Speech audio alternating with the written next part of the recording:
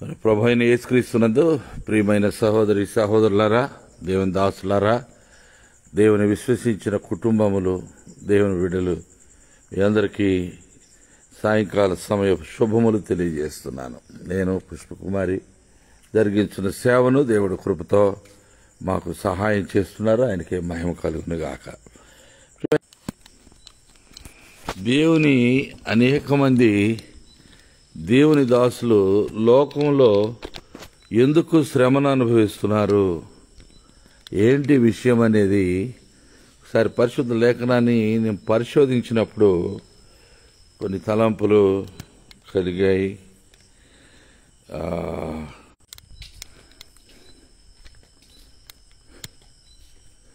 చాలా సందర్భాల్లో నేను ఆలోచించి సమస్య ఎక్కడుంది, ఏమిటి, దేవుని యొక్క శ్రేష్టమైన దేవుని దాసులు ఎంతోమంది శ్రమలు భరిస్తూ ఉన్నారు.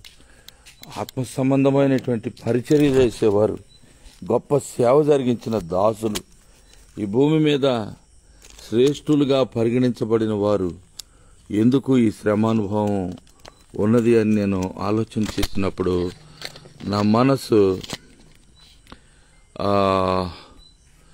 చాలా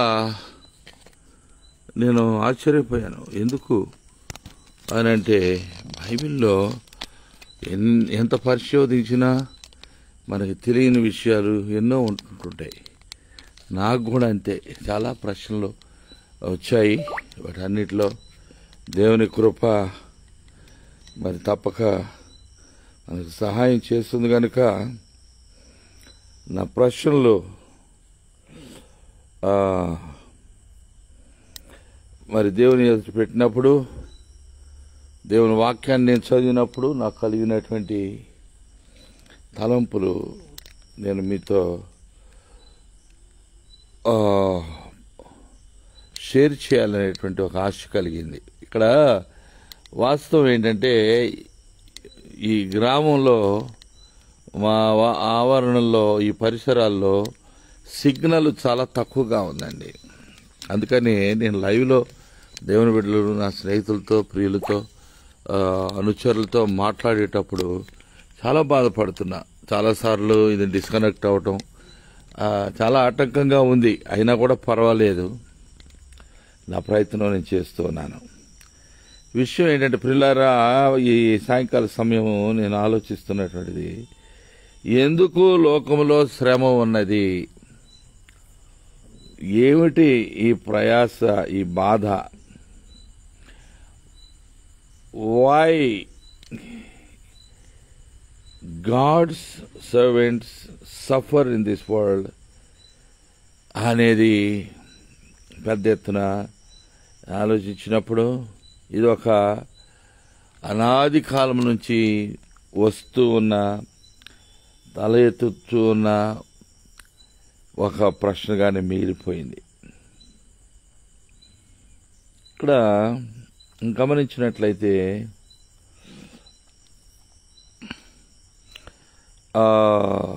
శ్రమ అనేది, ఇబ్బంది అనేది మానవుని యొక్క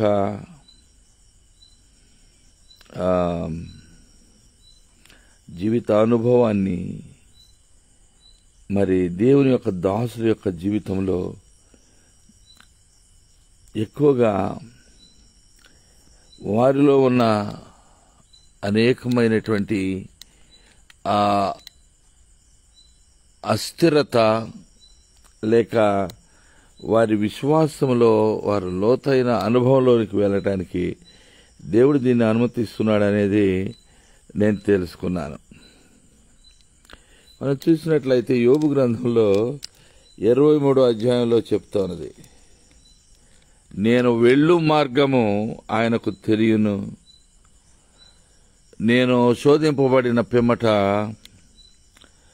శుద్ధమైన సువర్ణముగా నేను మారిపోతాను, స్వచ్ఛమైన బంగారముగా, మేలిమి బంగారముగా నేను ఉంటాను అని చెప్పేసి చెప్పడం జరుగుతూ ఉంది. అది దేవుని దాసుడైన యోబుకు యోబు చెప్పిన జవాబు అది. నా దగ్గర ఇంగ్లీష్ బైబిల్ ఉన్నది. బైబిల్లో ఈ వచనాన్ని ఇంగ్లీష్లో చదువుతున్నాను. But he knoweth the way that I take, when he hath tried me I shall come forth as gold. యోబు 23:10.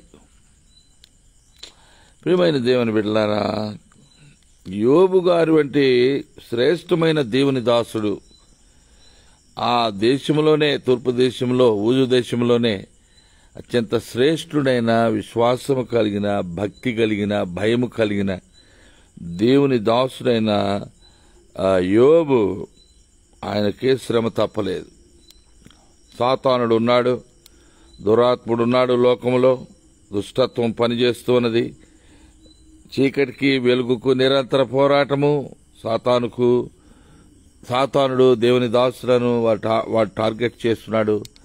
దేవుడు ప్రేమించిన మనుషులను శోధిస్తూ ఉన్నాడు. దేవుని పోలిక కలిగిన మనుషుని వేధిస్తూ ఉన్నాడు. కనుక లోకంలో శ్రమ ఉన్నది, వాడి వల్లనే శ్రమ కలుగుతూ ఉన్నది. అయితే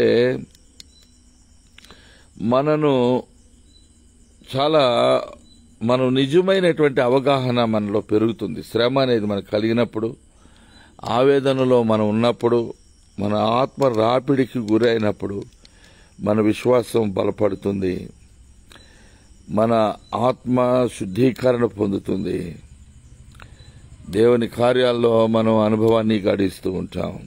యోబు మరియు యోసేపుల జీవితాలు, దావీదు జీవితము, అలాగే దేవుని దాసుడైన పౌలు గారి యొక్క జీవితము, ఇవన్నీ కూడా మనం చూసినప్పుడు వారు ఎంతో శ్రమలో గుండా వారి జీవితాలు వెళ్ళినట్టుగా,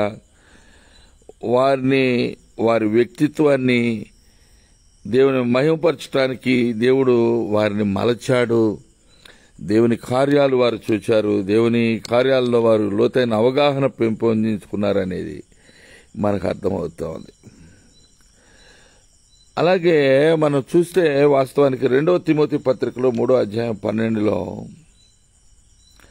క్రీస్తు యేసునందు సద్భక్తితో బ్రతుకును ఉద్దేశించువారు హింస పొందుదురు అని ఉంది.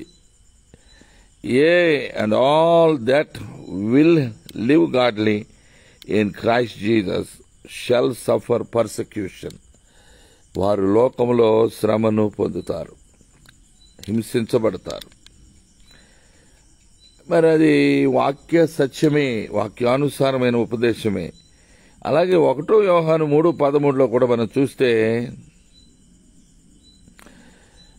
నా ప్రియ సహోదరులారా, లోకము మిమ్మల్ని ద్వేషించినప్పుడు మీరు ఆశ్చర్యపడవద్దని చెప్తా ఉన్నాడు యోహాను గారు రాసిన పత్రికలో 3:13. 1 యోహాను 3:13.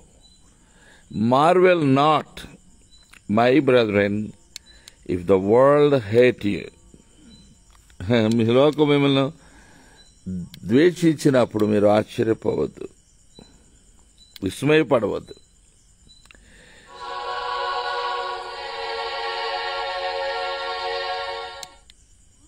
చూసారండి, లోకము శ్రమానుభవంతో ఉన్నది అని మీకు మనవి చేస్తున్నాను.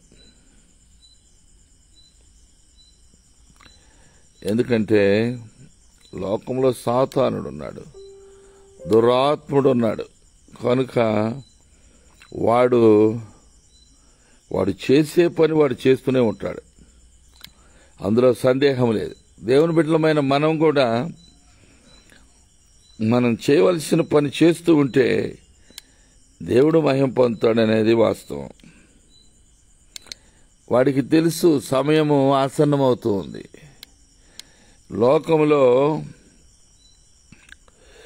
ఈ లోకంలో దేవుని బిడ్డలమైన మనకు ఈ శ్రమ అనేది తప్పదు. కానీ శ్రమను సహించువాడు ధన్యుడు, అంటే దీవింపబడినవాడు అనే మాట మనకి ధైర్యాన్ని కలుగు చేస్తూ ఉంది. ఎందుకంటే శ్రమానుభవము వ్యక్తి యొక్క విశ్వాస జీవితపు లోతైన జీవిత అనుభవంలోనికి, ఆనాడు పేతురు గారితో మన ప్రభు అయిన యేసుక్రీస్తు వారు చెప్పినట్టుగా నీ నావను లోతుకు నడిపించమని చెప్పాడు.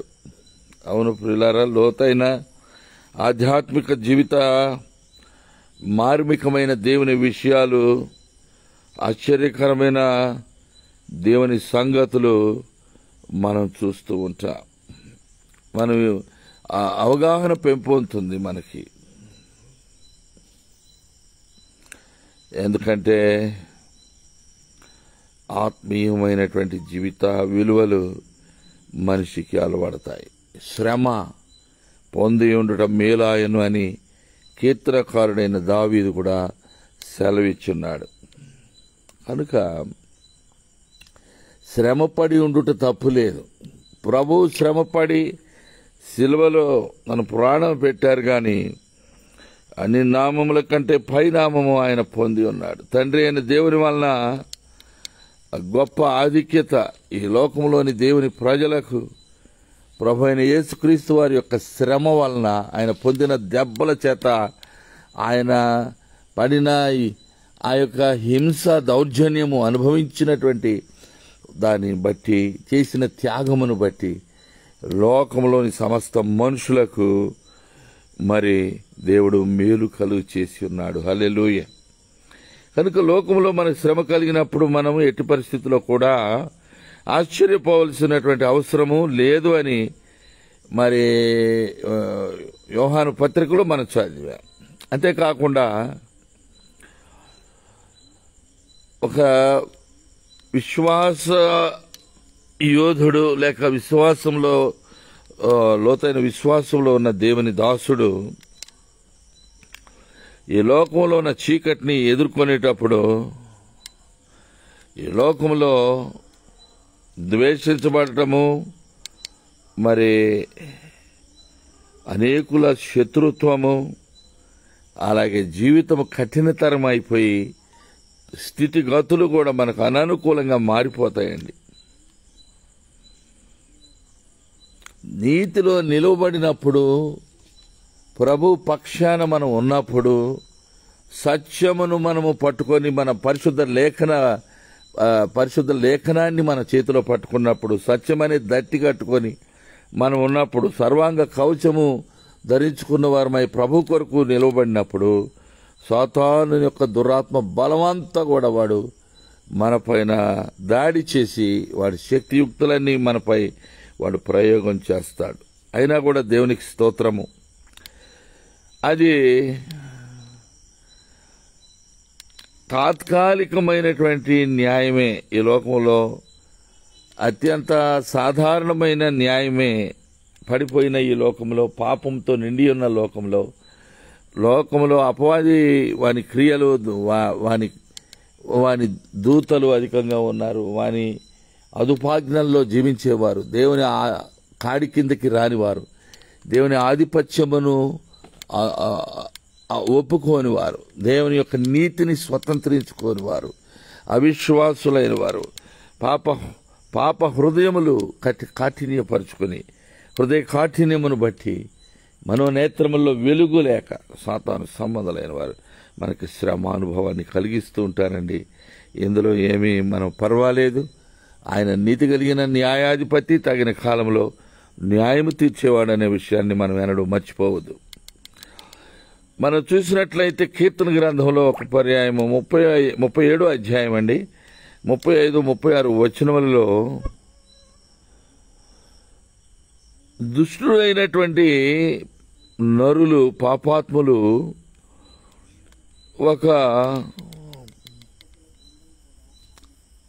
అది ఏం చెట్టు అండి, banyan tree, green bay tree అని ఉంటుంది ఇంగ్లీష్లో. గ్రీన్ బే ట్రీ అంటే దాన్ని ఏమంటారంటే కీర్తనల్లో ఉంటుందండి, 37 అధ్యాయం 35 వచనం. కీర్తనలు 37, 35లో తీయడానికి కూడా చాలా సమయం పడుతుంది, కానీ పర్వాలేదు. కీర్తనల గ్రంథంలో 37 అధ్యాయము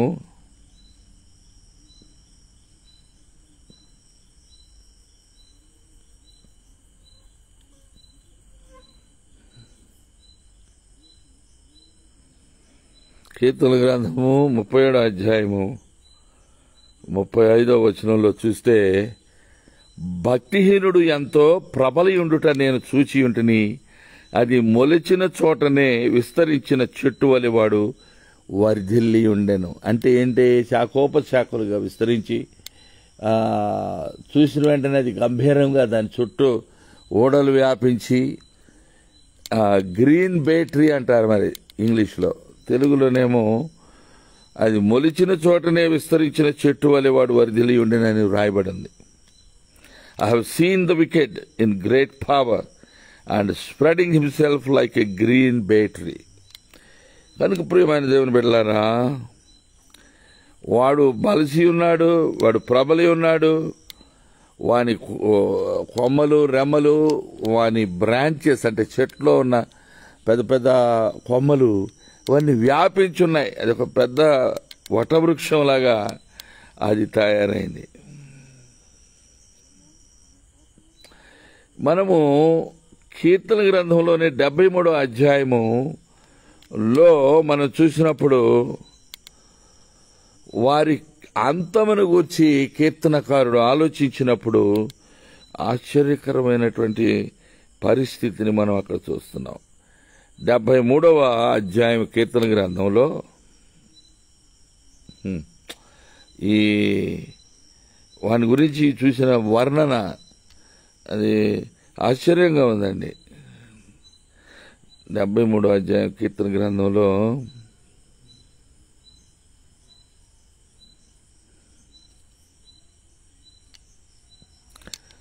క్రొవ్వు చేత వారి కన్నులు మెరకలై ఉన్నవి, వారి హృదయాలోచనలు బయటికి కానవస్తున్నవి. లోకస్తులు లోకములో ఉన్న దురాత్మ బలము చేత ప్రభావితం చేయబడిన వారి వ్యక్తిత్వము, వారి వర్ణన 73వ అధ్యాయంలో రాయబడి ఉన్నది. కీర్తనకారుడు తెలియజేశాడు. ఎగతాళి చేయిచు బలాత్కారము చేత జరుగు కీడును గుచ్చి వారు మాట్లాడుదురు, గర్వముగా మాట్లాడుదురు. అబ్బా, దారుణం అండి ఇది. ఆకాశము తట్టువారు ముఖము ఎత్తుదురుగా, వారి నాలుక భూసంచారం చేయను. అంటే ఏంటి? నాలుక భూసంచారం చేయటం అంటే వారు అమెరికా గురించి మాట్లాడతారు, ఆస్ట్రేలియా గురించి మాట్లాడతారు, మాకు తెలియని విషయాలు లేవంటారు, మాకు సైన్స్ తెలుసు అంటారు, మాకు ఎకనామిక్స్ తెలుసు, బిజినెస్ తెలుసు, మాకు తెలియని విషయమే లేదు, మేము విజ్ఞాన భాండాగారం అన్నట్లుగా దే మే క్లెయిమ్. మాకు విజ్ఞాన సర్వస్వము, మాకు అనేది తెలుసు అనే భావన వారిలో అధికంగా ఉంటుంది. వారు అనుకుంటారు, చూడండి, దేవుడు ఎట్లు తెలుసుకొనును, మహోన్నతునికి తెలివి అన్నదా అని వారు అనుకోందరు. 73వ అధ్యాయం కీర్తన గ్రంథంలో ఈ వచనాలు ఉన్నాయన్నమాట. ఇదిగో ఇట్టివారు భక్తిహీనులు, వారు లోకం అంతా నిండిపోయి ఉన్నారు. వారికి భక్తి లేదు, భయం లేదు, విశ్వాసం లేదు, దేవుని తీర్పును గూర్చి భయం లేదు, దేవుడు మరి మన తప్పుపడతాడు, ఆయన ఎదుట మనం మౌనంగా ఉండాలి అనేది లేదు. వారి నాలుక భూసంచారం చేస్తుంది, వారి హృదయము క్రొవ్వెక్కుంది, కన్నులు మెరకలైపోతాయి. అప్పుడు భక్తితో విశ్వాసంతో బ్రతికే ఒక వ్యక్తి, దావీదు లాంటి కీర్తనకారుడు దావీదు ఇలా వాపోతూ ఉన్నాడు. 13వ వచనంలోండి, నా హృదయమును నేను శుద్ధి చేసుకొని ఉండుట వ్యర్థమే, నా చేతులు కడుగుకొని నిర్మలుడనై ఉండుట వ్యర్థమే అని ఆయన బాధపడుతున్నాడు. నేను ఇంతగా ప్రయాసపడి నీతి కోసం, నిజాయితీ కోసం, సత్యం కోసం, దేవుని అందరి భయభక్తులను బట్టి నేను జీవించిన ఈ జీవితం ఇది వృధాయేనా? మనుషులు నన్ను ఈ విధంగా హింసిస్తున్నారు, నాకు బాధ కలుగుతున్నదని ఆ దైవజనుడు వేదన పడుతూ ఉన్నాడు. దినమంతయు నాకు బాధ కలుగుతున్నది, ప్రతి ఉదయమున నాకు శిక్ష వచ్చుతున్నది. ఇలాగ ముచ్చటింతునని నేను అనుకొనిన ఎడల నేను నీ కుమారుల వంశమును మోసపుచ్చిన వాడు నగుదను. అయినను దీనిని తెలుసుకుని వాళ్ళని ఆలోచించినప్పుడు, దేవుని దాసుడు ఆలోచించినప్పుడు, దేవుని ప్రియ బిడ్డలారా, దేవుని బిడ్డలమైన మనం ఆలోచన చేయాలి. ఎందుకు మనం శ్రమను సహిస్తున్నాం, ఎందుకు మనం బాధను భరించవలసి వస్తున్నది? నీతి కొరకు మనం జీవిస్తున్నప్పుడు మన నీతి ఎందుకు వెల్లడి కావడం లేదు? మనకు వెంటనే న్యాయం ఎందుకు చేయటం లేదు? దేవుడు మన పక్షమైన దేవుడు ఎందుకు కార్యాలు చేయట్లేదు వెనువెంటనే అనేది మనకు తటస్థిస్తున్న ప్రశ్న. 17వ వచనంలో మనం చూస్తే, నేను దేవుని పరిశుద్ధ స్థలములోనికి పోయి వారి అంతమును గూర్చి ధ్యానించు వరకు ఆ సంగతి నాకు ఆయాసకరముగా ఉండెను. వారు గర్విష్ఠులై అతిశయపూర్వకమైన మాటలతో, వేదనాభరితమైన మాటలతో, క్రోవెక్కిన వారి హృదయంతో, కన్నులు మెరకలైపోయి ఎవరు ఎలాంటి వారు, ఎవరు దేవుని దాసులు, ఎవరు దీనులు అనేది చూడకుండా, ఎవరి వల్ల మనం మేలు పొందాం అనేది కూడా చూడకుండా, వారు తమ వ్యక్తిత్వము సాతానుకు అప్పగించుకున్నందువల్ల వారు గర్వపు మాటలు మాట్లాడుతూ ఉంటారు. కానీ దేవునికి స్తోత్రము కలుగునుగాక. కీర్తనకారుడు చెప్తున్నాడు 18వ వచనం, 73వ అధ్యాయం కీర్తన గ్రంథము 18వ వచనంలో ఇలా తెలియజేస్తున్నారండి కీర్తనకారుడైన దావీదు. చూడండి, ఇక్కడ ఆయన చెప్పే మాట, నిశ్చయముగా నీవు వారిని కాలుజారు చోటనే ఉంచున్నావు, వారు నశించున్నట్లు వారిని పడవేయిస్తున్నావు. దేవుని ప్రియ బిడ్డలారా, నశించే స్థలములో దేవుడు ఉంచితే వారి నాశనము నిశ్చయము. వారు పడిపోయి తిరిగి లేవలేక ఉంటారు. వారు హఠాత్తుగా పడిపోతారు. దైవ భయము లేని వ్యక్తులు, పెద్ద చిన్న లేని వ్యక్తులు, గర్విష్టి మాటలు, అసహ్యకరమైనటువంటి ఆలోచనలు, చెడిపోయిన తమ బ్రతుకులను బట్టి దేన్ని లెక్క చేయని వారి జీవితంలో వారు చేస్తున్న సంభాషణలు, వారు పలుకుతున్న పలుకులు దేవుని దాసులైన వారికి హృదయము గాయపరిచేటట్లుగా ఉన్నాయి. వారు నిశ్చయముగా వారిని కాలు జారు చోటనే ఉంచి ఉన్నావు, వారు నశించున్నట్లు వారిని పడవేయుచున్నావు. ఓ దేవా, ప్రియ సహోదరి సహోదరులారా, వినండి, దేవుని వాక్యము ప్రతి దానికి జవాబు చెప్తా ఉన్నది. మనకి తెలియని గూఢమైన విషయాలు, మనం తరచుగా ఇవి అధ్యాయం జోలికి వెళ్ళము. చదివేవారు ఉన్నారు, వారిని బట్టి దేవునికి స్తోత్రం. కానీ జీవితం పరుగు పందెం, పరుగులు పెడుతూ ఉంటారు, ఏ ప్రయోజనం లేని వాటి కొరకు దినమెల్లా పాటు పడుతూ ఉంటాం. మనమందరం కూడా అలాగున చేసినా కూడా గాలికి ప్రయాసపడినట్లుగా ఉంటుంది. కానీ మనకు at the end of the day, రాత్రి అయ్యేసరికి, చీకటి పడేసరికి కూలివాడు పనికి వెళ్ళి పనికి జీతం తెచ్చుకుంటాడు. మనకైతే ఏమీ మిగలదు, వట్టి చేతులతో ఉంటాం. అయితే 20వ వచనం మనం చూసినప్పుడు, 73వ అధ్యాయం కీర్తన గ్రంథం 20వ వచనంలో, మేలుకొనిన వాడు తాను కన్న కల మరిచిపోయినట్లు ప్రభువా నీవు మేలుకొని వారి బ్రతుకును తృణీకరింతువు. దేవుడు వెంటనే అలాంటి వారి జీవితాన్ని నిరాకరిస్తారు, తృణీకరిస్తారయ్యా. అమలారా, అయ్యలారా, ఎవరు నిరుత్సాహపడవద్దు. వారు టెంపరీగా వారు ఏవో కథలు చేస్తూ ఉంటారు. వారి తీర్పు ఎప్పుడు బయలు వెళుతుందా? దేవుని సముఖంలో నుండి నీతి కలిగిన న్యాయాధిపతి తన తీర్పును వెలువరించే ఆ గడి కోసం దేవుని భక్తులు విశ్వాసంతో, నిరీక్షణతో, ఓర్పుతో, సహనంతో కనిపెట్టుకొని ఉండటం మంచిది. 22వ వచనంలో మనం చూసినట్లయితే, నేను తెలివిలేని పశుప్రాయుడనైతిని, నీ సన్నిధిని మృగము వంటి వాడనైతిని.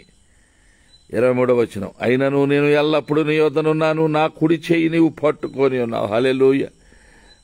శ్రమానుభవం పొందుతున్న దేవుని దాసుల యొక్క కుడి చేతిని దేవుడు ఎల్లప్పుడూ తన సముఖంలో ఉంచుకొని, తన బిడ్డలను వారి కుడి చేయి తన కుడి చేతితో పట్టుకొని, ఆయన తన సముఖంలో వారిని పట్టుకొని సంరక్షిస్తూ ఉంటారు. 24వ వచనం, నీ ఆలోచన చేత నన్ను నడిపించేదవు. దేవుని ఆలోచనయే స్థిరపరుస్తారు. మనం తెలిసో తెలియకు తప్పటడుగులు వేస్తాం. అబ్రహాము గారు కొన్ని సందర్భాల్లో దేవుని చిత్తాన్ని తెలుసుకోకనో, స్పష్టత లేకనో, మొత్తం మీద అబ్రహాము గారిలో తప్పు పట్టడం నా వల్ల కాదు, ఎవరి వల్ల కాదు. కానీ అతను కూడా జీవితంలో దావీదు వంటి దేవుని హృదయానుసారుడైన మనుషుడు కూడా తప్పు పనులు చేశారు, పాపాలు చేశారు, అవిధేయులైపోయారు, భయపడ్డారు. నిస్సహాయ స్థితిలో వారు కొన్ని పొరపాట్లు చేశారు. అనే ఒప్పుకోక తప్పదు. మనుషులు ఎల్లప్పుడూ కూడా తప్పుతం చేయటానికి తొందరగా చేయగలుగుతారు. కానీ దేవుడు సార్వభౌముడు, సజీవుడు, ప్రేమ కలిగిన వాడు, సత్యవంతుడు, నీతిమంతుడు, యథార్థవంతుడు. యథార్థవర్తనలను ఆయన పడద్రోయడు. ఆయన తన ఆలోచన చేత మనం నడిపిస్తారు. ఆ తరువాత మహిమలో నీవు నన్ను చేర్చుకొందు అని కీర్తనకారుడు తాను ఎరిగిన సత్యాన్ని విస్పష్టంగా తెలియచేస్తూ ఉన్నాడు. ప్రియమైన దేవుని బిడ్డలారా, నాకు దేవుని వాక్యం పంచుకోవాలనేటువంటి ఆశ. సహోదరులు దినదినము నాతో ఉండే కొందరు సహోదరులు ఈ సమయంలో లేరు. వాక్యం తీసి చదివి సహాయం చేసేవారు లేరు. అని నేనే చేయాలి. అయినా దేవుడు నాకు ఇచ్చిన భారం ఇది. అనుదినము వాక్యాన్ని ప్రచురపరచడము, ఎవరినో ఒకరిని, ఏదో ఒక ఆత్మని యేసయ్యలో బలపరచడం అనేది దేవుడు నాకు అప్పగించిన పని. అందువల్ల నేను ఈ రోజున ఈ శ్రమానుభవాన్ని నేను పొందుచూ 11 సంవత్సరాలుగా కఠిన శ్రమలు, బాధలు అనుభవిస్తూ, చేయని నేరాలకు శిక్ష భరిస్తూ, ఈ లోకంలో అపవాది తంత్రములలో చిక్కుబడిన వ్యక్తులు మమ్మల్ని టార్గెట్ చేసి మాకు జరిగిన శ్రమానుభవాన్ని మేము అనుభవిస్తూ ఉన్నాం. నేను, నాతో మరి 4 సహోదరులు. సందర్భాన్ని చెప్పను, వారి పేర్లు చెప్పను, ఎక్కడో ఏం జరిగిందని చెప్పను. కానీ మేమైతే యేసయ్య నిమిత్తం శ్రమ పడుతున్నాం. ఆయన ఎందుకు మేము ఉంచిన దానిని బట్టి, విశ్వాసాన్ని బట్టి మేము నిందించబడ్డాము, అవమానించబడ్డాము, ద్వేషించబడ్డాము. సమాజంలో తప్పితస్తులని మా మీద నేరారోపణలు చేయబడినవి. కానీ ఒక్క ఆరోపణ కూడా, ఏది కూడా మరి మమ్మలను ఎవరు ఏమీ నేరారోపణ చేసి నిరూపించలేకపోయారు. దేవుని దాసుడు చెప్తా ఉన్నాడు, నా శరీరము నా హృదయము క్షీణించిపోయినను దేవుడు నిత్యము నా హృదయమునకు ఆశ్రయ దుర్గమును స్వాస్థ్యమునై ఉన్నాడని ఈ కీర్తనకారుడు తెలియచేస్తున్నాడండి. నిన్ను విసర్జించు వారు నశించెదరు, నిన్ను విడిచి వ్యభిచరించు వారిని అందరినీ నీవు సంహరించదు అంటున్నాడు. హల్లెలూయా. దేవుణ్ణి మనం విడిచిపెట్టకుందుముగాక. దేవుని యొక్క బిడ్డలు ఎల్లప్పుడూ దేవుని విశ్వాసంలో స్థిరులుగా ఉందురుగాక అనేది, నేను కూడా అదే స్థితిలో ఉండాలని, దేవుని చిత్తానికి వ్యతిరేకంగా ఎన్నడూ ఏమి చేయకూడదు అనేది నాకు ఆశ, ఆకాంక్ష. నేను, నా కుటుంబము, అలాగే నా రక్త సంబంధులు, బంధువర్గము, అలాగే తోటి విశ్వాసులైన దైవజనులు, దేవుని సేవకులు, సంఘములు, విశ్వాసులు, భక్తులు అందరూ కూడా ప్రభువులో వర్ధిల్లాలని, పాటు ప్రభువులో స్థిరులై ఆదుకోబడాలని నేను కోరుకుంటున్నాను. 25వ అధ్యాయం 73:28 కీర్తనలో 73:28 ఇలా వ్రాయబడినది, నాకైతే దేవుని పొందు ధన్యకారము నీ సర్వకార్యములను నేను తెలియజేయనట్లు నేను ప్రభు అయిన యెహోవా శరణు జొచ్చి ఉన్నాను. హల్లెలూయా. అది మనకు మేలండి. దేవుని ప్రియ బిడ్డలారా, మనకి శ్రమలో ఉంటే ఆయన మనని నడిపించే నాథుడై, పోషకుడై, మన బరువు భరించేవాడై, మన పక్షమున ఒక న్యాయవాది వలె, ఉత్తరవాది వలె ఆయన ఉండి మనకు న్యాయము తీర్చేవాడుగా ఉన్నాడు. హల్లెలూయా.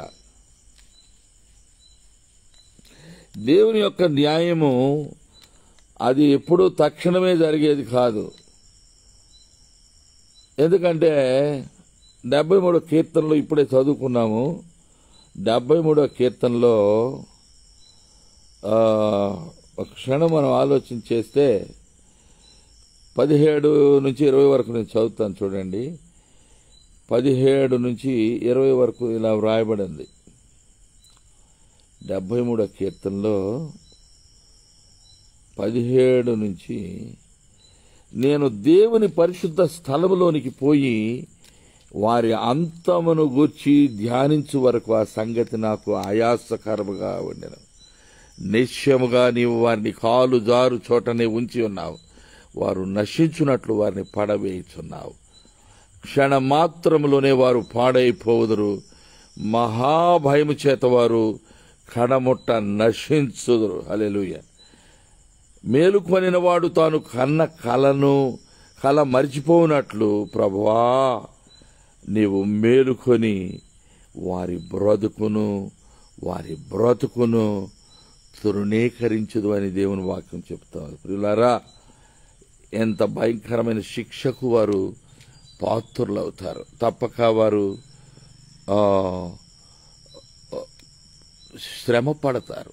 అక్రమాన్ని జరిగించేవారు ఎవరైనా సరే, వారు మన బంధువులు, మన రక్త సంబంధులు, మన తోబట్టువులు, మన స్నేహితులు, మన శ్రేయోభిలాషులని మనం వాపోతూ ఉంటాం.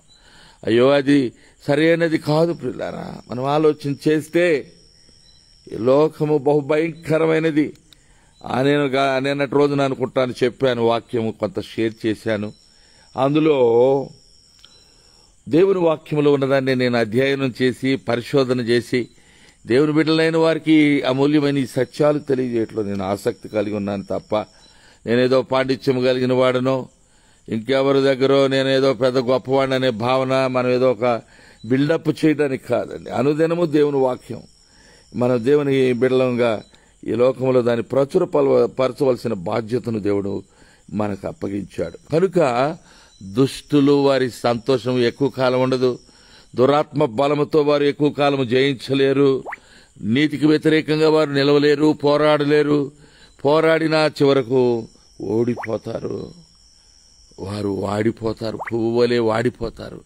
ఎండు టాకు వలె, పండు టాకు వలె వారు దినముల మధ్యలోనే ఒక ఉప్పెనలో, ఒక సుడిగాలిలో, ఘోరమైన విపత్తులో వారు నశించిపోతారు.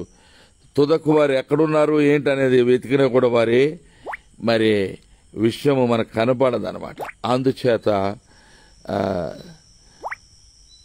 అందుచేత మనము ఎప్పుడు కూడా నిరాశపడవద్దు. ఈ లోకంలో శ్రమ కలగడానికి ఇంకొక కారణం ఏంటో తెలుసండి. రోమా పత్రికలో 8వ అధ్యాయం 17వ వచనంలో, రోమా 8:17లో మనం చూస్తే ఇక్కడ ఒక అద్భుతమైనటువంటి ఒక వాస్తవ సత్యాన్ని మనం చూస్తాం. ఇక్కడ రోమా పత్రిక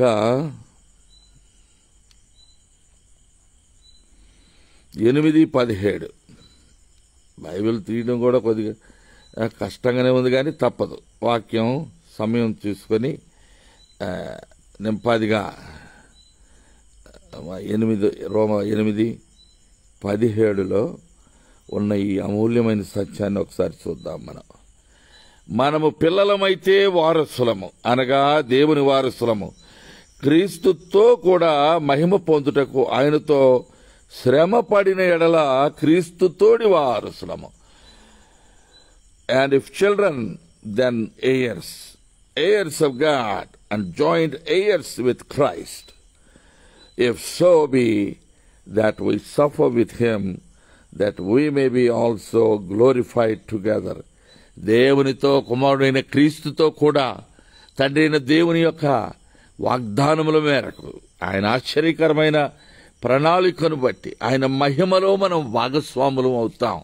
ప్రభు అయిన యేసు క్రీస్తుతో కూడా మనము శ్రమను సహించిన వారముగా పరిగణించబడి, ఆయన నీతి కలిగిన న్యాయాధిపతి కనుక తగిన రీతిలో మనము వీటన్నిటినీ జయించుకొని, చూడండి 18వ వచనం, మన ఎడల ప్రత్యక్షము కాబోవు మహిమ ఎదుట ఇప్పటి కాలపు శ్రమలు ఎన్న తగినవి కావని ఎంచుచున్నానని పౌలు గారు రాశారు. For I reckon that the sufferings of this present time are not worthy to be compared with the glory which shall be revealed in us. ఓ దేవుని ప్రియ బిడ్డలారా, దేవుని వాక్యాలు చదివితేనే రోజు కాస్త మనం దేవుని యొక్క స్వభావము, ఆయన యొక్క వాస్తవికమైన ఆయన హృదయ అభిలాష, ఆయన కలిగి ఉన్నటువంటి నరుల పట్ల ఆయన కలిగి ఉన్న తలంపులు, తనను ప్రేమించు వారి ఎడల ఆయన పెంపొందించుకునేటువంటి ఆకాంక్ష, ఒక్కొక్కరి ఎడల ఆశ్చర్యకరమైనటువంటి తన మరి ప్రణాళికలు మనం ఆశ్చర్యాన్ని కలిగిస్తాయి. అవి వర్ణింపన అశక్యమైనవి. దేవుని ప్రేమించు వారికి అని బైబిల్లో ఒక చక్కటి మాట వ్రాయబడింది. ఏమనుందంటే, దేవుని ప్రేమించు వారికి అనగా ఆయన సంకల్పము చొప్పున పిలువబడిన వారికి మేలు కలుగుటకై సమస్తమును సమకూడి జరుగుచున్నవని ఎరుగుదుమని రోమా పత్రికలో 8వ అధ్యాయము 28వ వచనంలో వ్రాయబడినది. నేను పలు సందర్భాల్లో వేదన పడుతూ, ప్రభువా ఏంటి నాయన అందరి మేలు కోరేవాడిని, అందరి కొరకు ప్రార్థిస్తూ ఉన్నాను. నీ యొక్క స్వభావము నేను సంతరించుకోవాలని ఆశపడుతున్నాను. నీ సన్నిధిలో నిందారహితంగా ఈ లోకంలో బ్రతకాలనుకుంటున్నాను. లేకపోతే కోట్లు గడించడం నాకు లెక్క కాదు. భూమి మీద అందరికంటే ఒకరికంటే తక్కువగా జీవించవలసిన అవసరత లేదు. దేవుడు ఎప్పుడో ఆధిక్యతనిచ్చాడు. ఆయన కృప చొప్పున ఆస్తిపాస్తులు సమకూర్చుకోవడానికి న్యాయబద్ధముగా ధనము సంపాదించుకొని పన్ను చెల్లించి ఎన్నో చేయగలం. ఎన్నో తెలుసు, వనరులు కూడా ఉంటాయి. వాటన్నిటిని గురించి ఎన్నడూ ఆలోచన చేయలేదు. ఏంటయ్యా అని బాధపడుతూ ఉన్నప్పుడు ప్రభు తెలియజేసిన విషయాలను బట్టి ఆదరణ పొందుచు పరిశుద్ధ లేఖనాలలో దేవుడు పొందుపరిచినటువంటి ఆశీర్వాదకరమైన, ఆశ్చర్యకరమైన, అద్భుతమైన ఈ సత్యాలు నన్ను ఆదరిస్తూ నన్ను ముందుకు నడిపిస్తూ ఉన్నాయి. చూశారండి, ఫిలిప్పీ పత్రికలో మనం ఒకసారి చూద్దాము.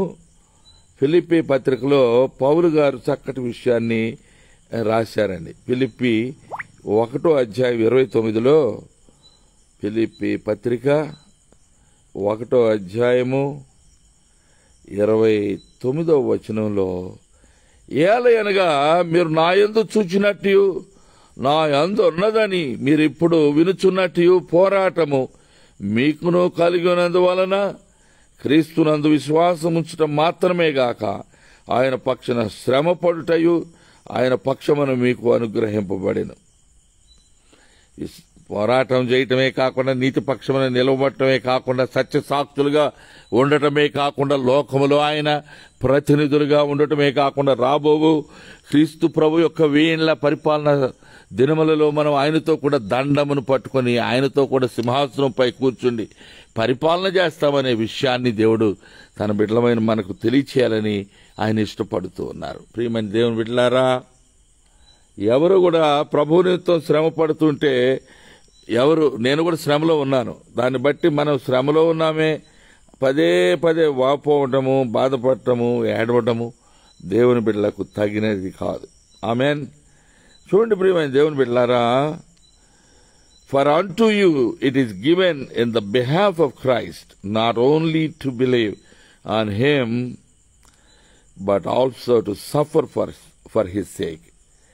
Philippians 1:29. దేవుడు తన దాసులను క్రీస్తు ప్రభు యొక్క శ్రమానుభవంలో ఆయన పొందిన అవమానములు, నిందలలో వారికి భాగస్వామ్యాన్ని ఇస్తారు. దాని అర్థం ఏంటంటే ఆయన మనకు నిత్య మహిమలో ఆయన యొక్క మహిమలో మనం పాలి భాగస్థులం అవుతాం. అది ఒక గొప్ప ఆధిక్యతగా ఉన్నది. అదొక పరీక్షయో లేకపోతే అదొక పనిష్మెంటో, అంటే దాని తెలుగులో పనిష్మెంట్ అంటే శిక్షా విధి అయితే కాదు. అది it is not a punishment, but it is a privilege and it is an offering. God is giving us an opportunity to share in his shame and dishonor for the sake of the glory that we would be sharing together with our Lord Jesus Christ. కాబట్టి ఈ రాత్రి సమయంలో దేవుని బిడ్డలైన వారు ఎవరు కూడా నిరాశ పడవద్దని చెప్పడానికి నేను ఇంత సమయం తీసుకొని మాట్లాడుతున్నాను. మనం ఇంకొక విషయాన్ని గుర్తుపెట్టుకోవాలి. Our reward is not earthly but eternal.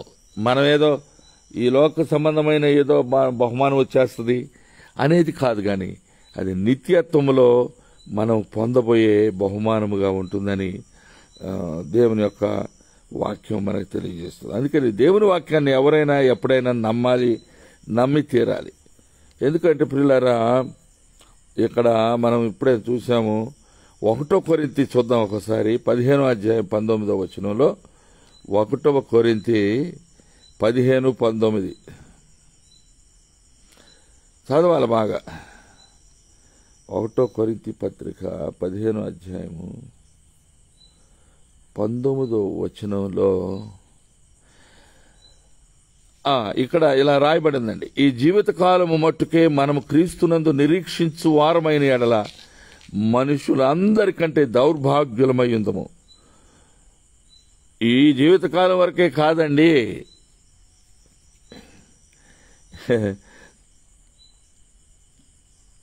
ఇది if in this life only we have hope in Christ, we are of all men most miserable. అందరికంటే మనం దౌర్భాగ్యులమై ఉంటామని పౌలు గారు తెలియజేస్తున్నారు.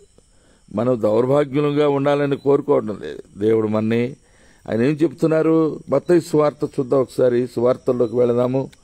సువార్తలో మత్తయి సువార్తలో 5వ అధ్యాయం 12వ వచనం అండి. మత్తయి సువార్త 5:12 చూసినట్లయితే మత్తయి 5:12 సంతోషించి ఆనందించుడి, పరలోకమందు మీ ఫలము అధికమగును. ఇలాగున వారు మీకు పూర్వమందుండిన ప్రవక్తలను హింసించిరి.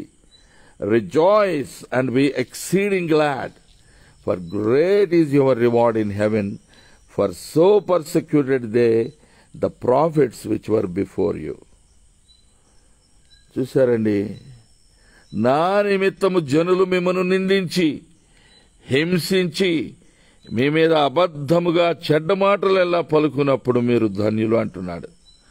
Blessed are ye when men shall revile you and persecute you and shall say all manner of evil against you falsely for my sake. యేసయ్య నిమిత్తము, సత్యము నిమిత్తము, సాక్ష్యము నిమిత్తము, మహిమ నిమిత్తము, సంఘము నిమిత్తము, పరిశుద్ధుల నిమిత్తము ప్రభు పక్షమును వహించిన వారు ఈ లోకంలో నిందించబడతారు, హింసించబడతారు. అబద్ధముగా చెడ్డ మాటలెల్లా ప్రచారం అవుతూ ఉంటాయి. కానీ దుష్టత్వము ఒక రోజున పరిపక్వం అయిపోతుంది. ఎలయనగా పాపము దురాశ గర్భమును ధరించి పాపము కంటుంది. పాపము పరిపక్వమై మరణాన్ని కంటుంది. అందువల్ల దుష్టత్వానికి తగిన తీర్పు, ఒక శిక్షావిధి, తగిన కాలము, నిర్ణయ కాలము వచ్చినప్పుడు దుష్టత్వమును బట్టి మనం సంతోషించలేమండి. మనం ప్రభువులో మాత్రమే సంతోషించగలము. ప్రభువునందు మనం ఉంచేటటువంటి సంతోషము శాశ్వత బహుమానముగా మనకు పరిణమిస్తుంది. అందుకనే దేవుని యొక్క భయము లేనటువంటి బిడ్డలు, the carefree lives of the ungodly may seem enviable now. ఇప్పుడు చూడటానికి వారిని చూస్తే మనకు అసూయ కూడా కలుగుతుంది. ఎందుకంటే వారు ఎంతో శక్తివంతంగా, ఎంతో బలము కలిగి, ఎంతో ఏది కొదువలేని వారై, తినడానికి తిండి, కట్టడానికి బట్ట, ఖర్చు పెట్టుకోవడానికి డబ్బు, బ్యాంకులు, ఇక్కడే కాకుండా స్విస్ బ్యాంకులు, ఇంకెక్కడెక్కడో రహస్య ధనం, ఇంకా వెండి బంగారాలు కిలోలు కిలోలు సంపాదిస్తున్నారు. ఎకరాల ఎకరాల భూములు సంపాదిస్తున్నారు. ఇవన్నీ తప్పని మనం అనడం లేదు. దేవుడు తన బిడ్డలు కూడా చాలా మందికి ఇచ్చారు. మనకు కూడా కొంతమేరకు ఇచ్చారు. వాటిని మనం సద్వినియోగపరచుకోలేదు, ఆసక్తి చూపలేదు, శ్రద్ధ వహించలేదు. కాబట్టి మన దగ్గర ఎక్కువ భూమి లేదు. ప్రక్కనే నాకు ఇంటి ప్రక్కనే 3 ఎకరాలు ఇచ్చాడు ప్రభు, విలువైన భూమి. అది అడవిలాగా పెట్టేశాను. అంటే దాన్ని సద్వినియోగపరచుకొని దాన్ని సరైన రీతిలో శ్రద్ధ వహించలేని వారికి భూమి ఏం చేసుకుంటాడు? అమూల్యమైనది వదిలేసుకున్న, జ్ఞానం లేక అత్యంత ఖరీదైన 2 ప్రాపర్టీస్ నావి అమ్మేశా. ఏది అసంపూర్ణంగా వదిలేశా. శ్రద్ధ కలిగిన వారి ప్రాణమే పుష్టిగా ఉంటుంది. డబ్బు సంపాదించాలని ఆశ కలిగిన వాడు న్యాయబద్ధంగా పోరాడి డబ్బు సంపాదించవచ్చు. ఇందాకే చెప్పాను నేను. కనుక ప్రియమైన దేవుని బిడ్డలారా, డబ్బు సంపాదించడం తప్పని నేను చెప్పట్లేదు. ఎవరైనా ఆశించి దేవుని సహాయంతో దాన్ని సమకూర్చుకోవడం తప్పని నేను ఎన్నడూ చెప్పను. మా బంధువర్గము, రక్త సంబంధులు, అన్నదమ్ములు, అక్క చెల్లెండ్రు, ఇరుగు పొరుగు వారు, గ్రామస్తులు, విశాల భారతదేశంలో మన తోటి పౌరులు, మన ప్రియతమ భారతదేశంలోని పౌరులు అందరూ కూడా ఈ పేదరికాన్ని అట్టడుగు వర్గాలుగా పరిగణించబడకుండా వారు కూడా ఉన్నత స్థితికి హెచ్చి ఆధ్యాత్మికంగా, ఆర్థికంగా, సామాజికంగా అన్ని విషయాల్లో వారు పైకి రావడం దేవుని చిత్తం అని నేను నమ్ముతున్నాను. దేవుడు సహాయం చేస్తాడు. కాబట్టి మనము చివరిగా నేను మీకు మళ్ళా క్లుప్తంగా మీకు జ్ఞాపకం చేసి ముగిస్తా నేను ఈ మాటలు. మనము పరిపూర్ణతను సంతరించుకోవటానికి మన వ్యక్తిత్వాలు లోపాలన్నీ కూడా పోయి పరిపూర్ణతను, స్వచ్ఛతను, సంపూర్ణతను మనం సంపాదించడం కోసం యోబు గ్రంథంలో 2వ అధ్యాయంలో చెప్పబడిన రీతిగా 23:10 మనము రిఫైన్ చేయబడతాం. ఒక బంగారమును గనక స్వర్ణకారుడు లేక కంసాలి అంటారు అనుకుంటా, అతనిని ఆ బంగారు పని చేసి అతను నిప్పులో ఊది దాన్ని అనేక సార్లు వేడి చేసి అనేకమైన రీతిలుగా దాన్ని సాగగొట్టినప్పుడు అందులో ఉన్న మస్టు అంటారు, మాలిన్యం అంటారు, అదంతా తొలగిపోతుంది. తగరం కల్తీ అందులో ఎల్లాయిస్ అన్నీ కూడా బయటకు వెళ్ళిపోతాయి. అలాగే మనం కూడా దేవుని దైవత్వమును లోకము ద్వేషిస్తుందని బైబిల్లో మనం చదివాం, 2 తిమోతి 3:12. అంతేకాకుండా మనం నశించిపోయిన పడిపోయిన ఒక దుష్టలోకంలో ఉన్నాం. కీర్తన గ్రంథము 73 అధ్యాయము, అలాగే కీర్తన గ్రంథం 37 అధ్యాయంలో కూడా మనం చూసాం. అంతేకాకుండా ఈ శ్రమల యొక్క ఉద్దేశం ఏంటంటే యేసు ప్రభు వారి యొక్క మహిమలో మనం భాగస్వాములు కావడం కొరకని రోమా 8:17లో మనం ఇంత మునిపే చదువుకున్నాం. అంతేకాకుండా ఒక గొప్ప విస్తృతమైన పరిచర్య కోసం, అనుభవం కోసం, సత్య సంబంధముగా మనం ఉండటం కోసం 2 కొరింథీ 1:4లో చెప్పబడిన రీతిగా మనము దేవుని యొక్క బిడ్డలుగా గొప్ప విస్తృత పరిచర్యను మనం పొందుతాం. అది శ్రమ యొక్క ఉద్దేశం. అంతేకాకుండా మత్తయి సువార్త 5వ అధ్యాయం 12వ వచనం, అలాగే 1 కొరింథీ 15:19 ప్రకారం వారి యొక్క బహుమానము అది నిత్యత్వములో, అది నిత్యుడైన దేవుని వల్ల అనుగ్రహింపబడుతుంది అనేది మనం తెలుసుకున్నాం. కాబట్టి ప్రియమైన దేవుని బిడ్డలారా, రాత్రి వేళ నేను సమయం తీసుకొని ఈ విషయాలన్నీ మీతో షేర్ చేసుకున్నాను. దీనివల్ల అనేక మందికి ఆత్మీయమైన మేళ్లు జరుగుతున్నాయని మరి అనేకులు నాకు తెలియచేస్తున్నారు. నేను టీవీలో ఆశపడ్డాను, టీవీలో ఒక స్లాట్ కొనుక్కొని డబ్బు ఉంటే చెల్లించి ఏదో కొంతమందికి విస్తృతంగా రీచ్ ఉంటుందని అనుకున్నాను. కానీ ఉచితంగా దేవుడు మరి ఫేస్బుక్ ద్వారా మనకి కలుగు చేసిన ఈ కృపను బట్టి మరి నేను ఈ రోజున ఈ సమయాన్ని అడ్వాంటేజ్గా తీసుకొని దేవుని బిడ్డలైన వారికి, నా మాటలు వినేవారికి, నేనంటే దేవుని దాసుడు పాపమైన ఆయన ఏమున్నా లేకపోయినా దేవుని గురించిన అనుభవ జ్ఞానము, దేవుని అందరి విశ్వాసం ఉన్నది, శ్రమలు పడిన నరుడు, ఆయనకి మనం చేయూతనిద్దాము అనేటువంటి అభిలాష ఉన్నవారు కొందరు ఉన్నారు. అట్టి వారి అందరిని బట్టి దేవునికి స్తోత్రం, హల్లెలూయా. నేను అట్టి ప్రజల ఎడ్ల గౌరవ భావం కలిగి ఉంటున్నాను. కనుక దయచేసి ప్రియమైన దేవుని బిడ్డలారా, ఈ శ్రమానుభవాన్ని గురించి నేను చింతపడటం లేదు. నేను నాతో పాటు మరి ఒక 4 అనుచరులు, దేవుని దాసులు శ్రమలు పడుతున్న 11 సంవత్సరాలుగా క్రీస్తు సాక్ష్యము నిమిత్తం అన్యాయముగా నేరారోపణ చేయబడి అన్యాయపు తీర్పు అయితే ఇంకా రాలేదు. దేవుని మహాకృపలో మేము నిర్దోషులుగా ఉంటామని నేను కోరుకుంటున్నాను. మరి కుటుంబాలతో గడపవలసిన సమయము, మా సొంత ఆరోగ్యం కోసం వినియోగించవలసిన ద్రవ్యము అనవసరమైన వ్యర్థమైన ప్రయాసాల్లో వృధా అయిపోతుంది. ప్రయాణాల్లో 12 గంటలు ఒకవైపు ప్రయాణం బస్సులో, లేకపోతే ఇంకేదో రీతిగా మోడ్ ఆఫ్ ట్రాన్స్పోర్టేషన్లో సఫర్ అవుతున్నాము. But I know one day God will bless, because this is not for ourselves, this is not for anything, any offense that we have committed against the law or the people of God, but for the sake of Christ and for His kingdom, we are suffering. So please pray for us. మా కొరకు ప్రార్థన చేయండి. విశ్వాసంలో స్థిరులుగా ఉండండి. మీరు ఒకవేళ శ్రమానుభవాలు ఉంటే ప్రభు మహిమ చెల్లించండి. ఆర్థిక ఇబ్బందులుంటే ప్రభు తన రహస్యంలో దాచబడిన మరుగైన నిధులు మీకు అనుగ్రహించాలని నేను ప్రార్థన చేస్తాను. నా కొరకు కూడా మీరు ప్రార్థన చేయండి. ఒకరినొకరు మనం ప్రార్థన చేసుకుంటూ, ఒకరినొకరు ప్రోత్సహించుకుంటూ, పురికొల్పుకుంటూ ఆత్మ సంబంధమైన జీవితంలో ముందుకు సాగుదాము గాక.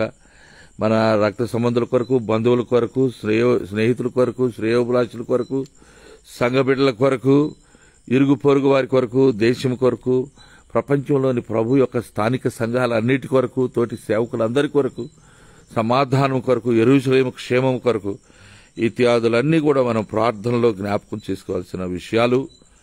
పరస్పర గౌరవంతో మనం ఉందాం. ఎవరిని ద్వేషించవద్దు. వాళ్ళు మనకి ఇష్టం లేకపోతే ఎవరైనా ఇష్టపడకపోయినా మనం వారిని, ప్రభువా వారిని మేము పట్టించుకోం, కానీ నీ కృప చొప్పున మమ్మల్ని అందరినీ కరుణించు అని ప్రార్థన చేయవలసిన బాధ్యత మన పైన ఉన్నది. మిమ్మల్ని హింసించు వారి కొరకు ప్రార్థన చేయడి, నిందించు వారి కొరకు, హింసించు వారి కొరకు, దౌర్జన్యం చేసిన వారి కొరకు అనండి. This is an unending message. వాస్తవానికి ఇది అంతులేని ఒక సందేశం. ఎందుకంటే బైబిల్లో రోజు మనం చదువుతున్నాము, ధ్యానిస్తున్నాము, ప్రార్థిస్తున్నాము.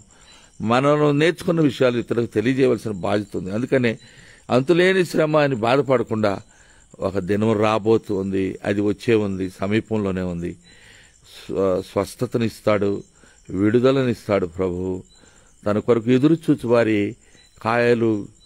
కళ్ళు కాయలు కాసే పని లేదు. నిరీక్షణను ఆయన వమ్ము చేయడు, సఫలపరుస్తాడు. అతి శీఘ్రంగా మనందరికీ దేవుడు మేలు చేయనుగాక. మరి ఎవరైతే ఈ మాటలు విన్నారో ప్రియులు, అట్టి వారందరూ కూడా మీ స్నేహితులకు, కుటుంబ సభ్యులకు, ఇతరులకు కూడా దీన్ని పంచుకోవాలని, నాకు మెటా వారు అంటే ఈ ఫేస్బుక్ వారు నా యొక్క సందేశం అనేకులకు ఒరిజినల్ కంటెంట్ నీవు ఇస్తున్నావు కనుక మేము దీన్ని విస్తృతంగా అందరికీ మేము రీచ్కి మీకు అవకాశం కల్పిస్తున్నాము. వీఆర్ ఇంక్రీజింగ్ యువర్ రీచ్ అని వారు నాకు తెలియజేశారు, నాకు అభినందనలు తెలియజేశారు. This is original content. నేను ఎవరి దగ్గర ఏదో కాపీ చేసి ఎవరి దగ్గర ఏదో నేర్చుకుని అలా ఏమి లేదు. దేవుని వాక్యంలో ఉన్న విషయాలు మనం అధ్యయనం చేస్తూ ధ్యానపూర్వకంగా, నాకు ఏమో పేరు ప్రఖ్యాతులు అక్కర్లేదు, ఏదో ఈ ఫేస్బుక్ ద్వారానో యూట్యూబ్ ద్వారానో డబ్బు సంపాదించవచ్చు అనేది ఈ మధ్యకాలంలో చాలా మందికి ప్యాషనేట్గా ట్రై చేస్తున్నారు. If you can make the money, you make it, nothing wrong in it, but make it useful. It should not be anything questionable, it should be useful for everybody. చట్ట ప్రకారం ఉండాలి అవన్నీ కూడా. అందుకని అందరు కూడా, మరి నేనైతే అలాంటి ఆశ లేదు, ఎందుకంటే నాకు ఆ స్థామత లేదు. నేను రెగ్యులర్గా వాడుతున్న ఫోనే నీళ్లలో పడిపోయి ఆ మధ్య బాగు చేయడానికి 40,000 అవుతుంది అనేసరికి గుండె బాదుకున్నా. అంత ద్రవ్యం లేనివాడిన బీదవాడిని అయ్యాను. దూరదేశంలో మా కుమారుడు ఉన్నాడు, కుమారుడు కొరకు ప్రార్థించాలని కోరుకుంటున్నాం. ఆయన కూడా అక్కడుండి కొన్ని శ్రమలు ఎదుర్కొంటున్నాడు మా కుమారుడు. వీటన్నిటి కొరకు మీరు ప్రార్థన చేయాలని, మీకు ఏమైనా ప్రార్థనా మనవులు ఉంటే వాటిని తప్పక తెలియజేయాలని, మేము కూడా మీ కొరకు ప్రార్థన చేస్తామని తెలియజేస్తూ, షేర్ చేయమని ప్రేమపూర్వకంగా మనవి చేస్తూ, వాళ్ళు ఎవరికైనా ఏదైనా పాయింట్ దీనిలో ఇది ఫలానా విషయం బాగానే ఉంది, మీరు చెప్పింది మేము ఏకీభవిస్తున్నాం, ఇది బాగానే లేఖనానుసారంగా ఉన్నది అని దైవ దాసులుగా మీరు చేస్తున్న పని వృధా కాదులే, మీ సమయం వృధా కాదులే అని మీరు తెలియజేస్తూ ఒక మాట కామెంట్ పెడితే నేను ఇంకా సంతోషపడతాను. పెట్టకపోయినా పెట్టినా అది అందరికీ మేలుకరంగా దేవుడు చేస్తున్నారని అందులో సందేహం లేదు. దేవుడు మిమ్మల్ని అందరినీ ఆశీర్వదించునుగాక. కృపగలిగిన మా తండ్రి, నీ పాదాలకు వందనాలు, స్తోత్రాలు. మిక్కిలి అల్పదాసుడైన నన్నును నా కుటుంబం నీవు కనికరించి సేవకులుగా ఎన్నుకున్నావు, ఏర్పాటు చేసుకుని నీ చిత్తాన్ని బయలుపరిచినప్పుడు ఇక నేను ఎటు వైదొలిగే శక్తి లేని వాడినై నీకు లోబడి చేతులు ఎత్తేసి, ప్రభా నీకు తెల్ల జెండా చూపించాను, అంటే నీకు నేను సరెండర్ అయ్యాను. ఈ రోజు వరకు నేను నీవు ఇచ్చిన మార్గంలో సాగుతున్నాను. నాకు కలిగిన ఇంత లేసి దుఃఖము, కలిగిన బాధ, చేయని నేరములకు కలుగుతున్న శిక్ష, ఎదుర్కొనుచున్న అననుకూల పరిస్థితులు, ఆర్థిక ఇబ్బందులు, అనారోగ్య పరిస్థితులు, అయ్యా సామాజికంగా ప్రజల్లో ఉన్న దురభిప్రాయములు, అవన్నీ మాకేమి ఇంపాక్ట్ కలగవు. కానీ ఈ లోకంలో ఎంతోమంది శ్రేష్ఠులైన భక్తులే శ్రమలు పడుతున్నారు. మేమే వాటి వారమని ఆ సమస్తమును మీకే అప్పగించుకొని మేము కేర్ఫ్రీగా బ్రతుకుతున్నాం, ఏది పట్టించుకోవటం లేదు. నీకే మహిమ చెల్లిస్తున్నాం. మాకు కలిగిన శ్రమానుభవం అంతట్లోంచి విడిపించమని ఈ వర్తమానం విన్న బిడ్డలందరినీ, వారి కుటుంబంలోను, వారి సంఘంలోను, వారి పరిచర్యలను, అయా వారు కలిగి ఉన్న సమస్త సమస్యలలో పరిష్కారము, వారు కలిగి ఉన్న ఆర్థిక ఇబ్బందులు కానీ, శోధనలు కానీ,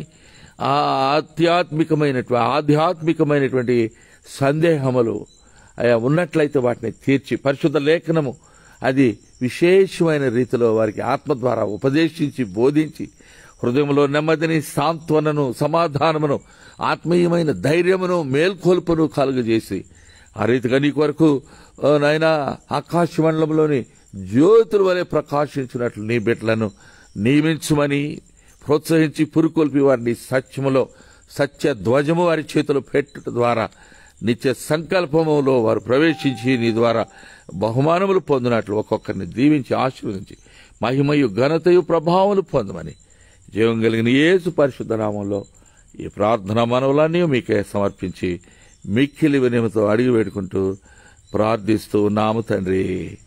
ఆమేన్, ఆమేన్. మన ప్రభు అయిన యేసుక్రీస్తు కృప, తండ్రి అయిన దేవుని ప్రేమ, పరిశుద్ధాత్మ కన్యుని సహవాసము, సమాధానము మనకును, మన కుటుంబములకు, సంఘమునకు, తోటి దైవజనులకు, సకల పరిశుద్ధులకు, ఆయన ప్రత్యక్షత కొరకు ఎదురుచూచు ఆయన సమస్త భక్త కోటికి దేవుని మెండైన కృప సదాకాలం తోడై నడిపించి బలపరచునుగాక. ఆమేన్, ఆమేన్. హల్లెలూయా. అందరికి వందనాలు. దేవునికి మహిమ కలుగునుగాక. Good night. Until the next time, may the Lord's richest blessings descend upon you, and may His Holy Spirit comfort you and establish you in the kingdom. Amen. God bless you all. Good night.